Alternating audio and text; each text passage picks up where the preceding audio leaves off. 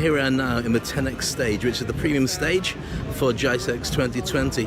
I'll be hosting tomorrow, and I'll be talking all about cloud and blockchain and edge computing, and having some of the biggest players in the world joining me on the panel and also giving their keynotes. Very exciting stuff.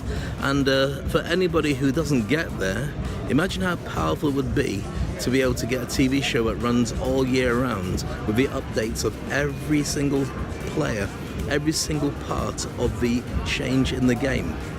That's what interests me.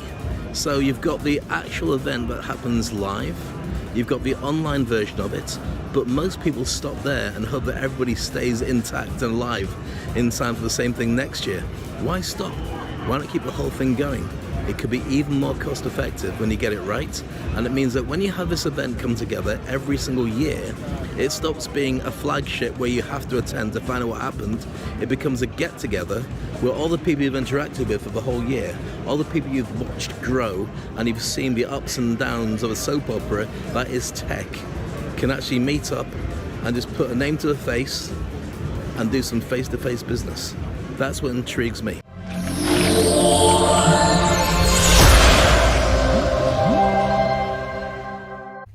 Hello everyone, it's my real pleasure to be here with you today, albeit virtually. But it's fantastic to see in-person events are coming back and becoming a reality again. So congratulations GITEX, and thank you for this very kind invitation. Today I want to talk to you about our accelerated future. This year the world of business has been rocked to the core, prompting every industry to reevaluate and ask, does our understanding of our markets, partners and customers still hold true, or do we need to adjust, resize and maybe refocus? Now these are truly energizing but also very challenging times to be in business.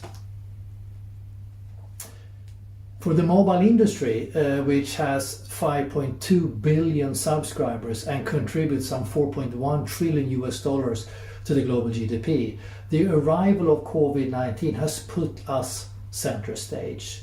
Now, thanks to the business vision of mobile operators and their long-term investments in mobile infrastructure, we can rely on resilient and secure networks. And thanks to the same networks, industries, organizations and citizens everywhere have taken an accelerated step into the future, our accelerated future.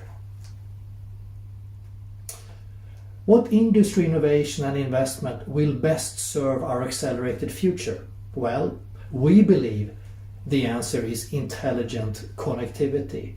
From the combination of 5G, AI, IoT and big data. And as happened with 2, 3 and 4G, the full extent of the transformative value of 5G will only become apparent once it is fully rolled out. Now, over the next decade, we expect a wave of mobile-led technology unicorns from 5G that will drive our future economies. 5G will bring a blue sky for business-to-business and business-to-consumer applications, and will enable enterprises and governments to further change society and impact lives. Today, 106 5G networks have launched in 47 countries, and a further 90 operators have firm plans to launch. 7% of global connections are now on 5G, and more than 200 5G devices have come to market. Operators are expected to invest around 1.1 trillion US dollars worldwide between now and 2025, and roughly 80% of that will be in 5G networks. Launching a 5G network requires a serious level of investment in R&D and ideally a solid set of industry fundamentals to be able to afford the investment. In the 5-year view, the US, Korea, Japan, China and a few markets in Europe and Middle East are leading, while the rest of the world is just a few steps behind. Of course, COVID-19 has challenged the rollout of infrastructure and the availability of handsets, all short-term impact, we believe. It's interesting that consumers in South Korea, China and the Middle East currently seem most willing to upgrade to 5G, and we forecast that 20% of the global subscriber base will be 5G by 2025. With a few advanced countries at the very forefront, the US at roughly 50% adoption, Korea and Japan at more than 50%. China will have the single largest 5G base in absolute terms, although its penetration rate will be slightly lower at roughly 30% due to its large and dispersed population. And emerging markets are further out. Now we expect 9% penetration in LATAM by 2025 and 3% or so in sub-Saharan Africa, where smartphone adoption and LTE transition are the principal challenges. Our vision at the GSMA is to unlock the full power of connectivity so that people, industry and society thrive. The mobile industry will continue to do what it does best, invest in robust and resilient infrastructure so that the wider ecosystem can continue to equally invest and innovate. The mobile ecosystem is the great enabler across whole economies as we look to the future, our accelerated future that we are building together. Thank you. Mats, how are you? I'm fine. How are you, Dave? Excellent, thank you. The beard suits you, by the way. Lockdown has done good for you. For me, I've been eating pizza and I look pregnant, so you win. Let's get back to business. Wow. So I'm talking... you can't see me, can you? Oh, I can see you. Oh. I'm not going to compete with your hairstyle nor your beard. It looks like you're beating me in both disciplines. Yeah, I bet you're taller. Anyway, getting back to business. When we talk about the business opportunities, we're going to be exploring today all the B2B stuff. But what about consumers? Are there opportunities that they're going to enjoy as well? No, absolutely. And we feel, the industry feel enthusiastic around the opportunities around 5G, as well as we were around 2G, 3G and 4G. 5G will bring us more immersive entertainment, a closeness to products. Just imagine going online, doing e-shopping, where you will be able to take things from the web into your home and look at it, positioning it, and see if it fits nicely, and then put it back on the internet if you don't like it.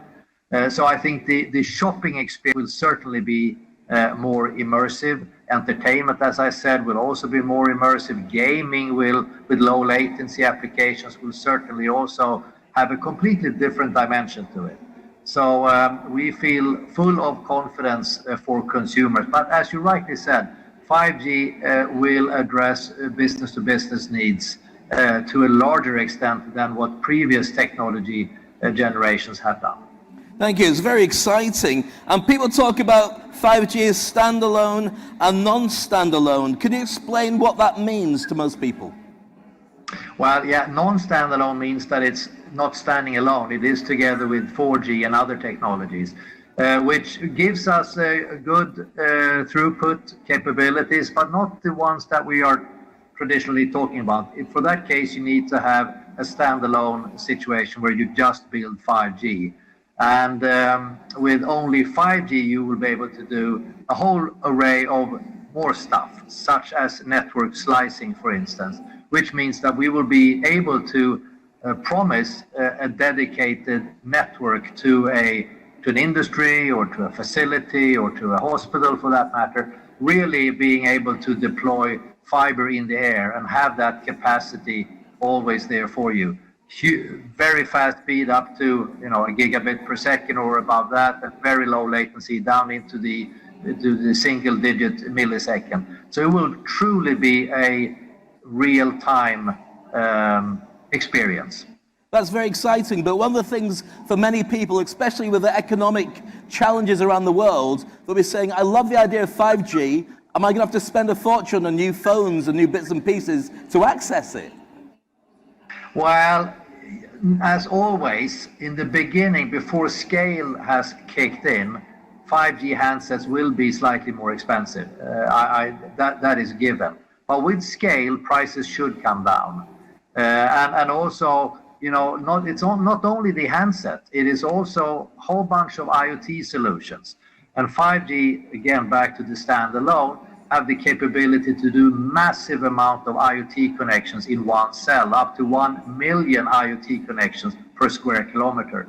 So, for business to business, certainly it's very attractive to put a lot of sensors into their manufacturing, their supply chain, to be able to monitor it and manage it in a more effective way. And for us consumers, sure, we will still use our handset, but maybe one or two more IoT devices as well will come our way.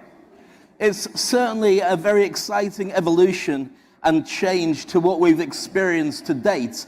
But for many organizations, they will be paralyzed with the bottleneck of tech, saying, how do I learn? How do I get involved? How can I make most of it? What would you suggest to leaders who need to use this technology and implement it across their different areas of business? Well, that's a really good question, and obviously there's not one single bullet answer to that. Maybe I should say that the one silver lining of this horrible pandemic has meant that we have all propelled and pushed ourselves into a more digital lifestyle. I think we have all become much more digital fluent, using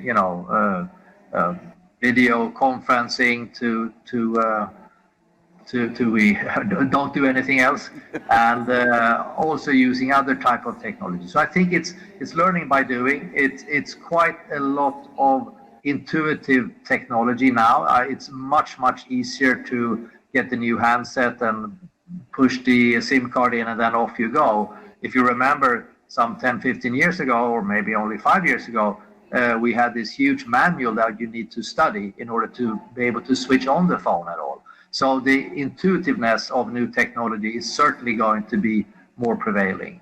So I don't think that skills is necessarily the biggest hurdle. I think if we have a problem, the technology, and there is a technology solution to it, we will be able to absolutely make those two ends meet. And lastly, I would suggest that because of COVID, the lockdown, the long period of yearning to connect, there's probably a more open world for this change. Maybe we've taken 5-10 years, but people are hungry to see what comes next. So that's going to be a good thing for the industry. No, absolutely, and I think it has really put us center stage, and I think we feel all fairly proud of the fact that to a large extent all the mobile networks have been up and running, and it has been the nerve center of us continuing to do business, continuing to see friends and loved ones. So it has been so very important that the networks are up and running, and you should know that the data consumption has doubled, and by and large globally. But not only that, the way that we use data has changed as well. The peak hour is not longer in the evening, but it's more spread out during the day. Plus, we're using data from our home. Previously, I used it in my office and possibly when I commuted to my office. Now I'm sitting at home, as you can see, and I use all my data sitting at home. So we have to rebuild and reconfigure some of the networks as well. And that has, of course, taken a little bit of a toll on the 5G rollout, but we believe that's only a temporary blip, and we can see a whole bunch of countries and operators now launching 5G. But again, I would like just to say one more thing, that 5G is not a race. 5G, when an operator launches 5G, that operator does it because the timing is right. It's all about market entry. So we should not view this as a race that one country is better than the other. It is more the fact that that country, that subscriber base is ready to have a 5G rollout happening at that time. So we feel from the industry confident that 5G will bring us a set of new services, new opportunities for consumers, and a whole array of game-changing activities for business to business. Absolutely. I can easily see in the future, once 5G has worked, it'll be a hologram version of you standing next to me on a stage, wherever we are in the world. Mats Granryd, thank you very much. Sorry? No, wouldn't that be great? I would, but then again, I would love to be there in person. And congratulations to GITEX for pulling this off. We from GSMA are so envy that that you're having this show. It's great work that you guys have done. Thank you for it. Brilliant. Thank you for joining us. Round of applause, ladies and gents. Matt Granryd. Matt Granryd, brilliant. Take care. Wonderful. That's excellent. And it's also nice to see somebody who's got a very tidy house. After 8 or 9 months in lockdown, mine doesn't go on screen anymore. So we have a lot to get through, some incredible presentations, some really fantastic panels, and a deep dive into 5G, Edge, and Internet of Things. And so that's it from me. We're finally done. All that remains is just a share with you the fact events are back, but they are more hybrid than ever before. People are into technology. They're into the idea of adding digital solutions to what used to be just in person, and they love the idea of being able to stream it worldwide at the same time as actually creating something in-house for those that attend. Until we get the vaccine out to people and people feel confidence coming back, there's always going to be a challenge that there's going to be social distancing or people not wanting to be seen in person. But that's no reason why we can't hold events, and that's no reason why you shouldn't think about an alternative to reach more people, create a hybrid realization that events are back, big time, and you can still drive the successes. I'll share more with you in the future. I look forward to talking to you. I look forward to more episodes of Speak on Stage.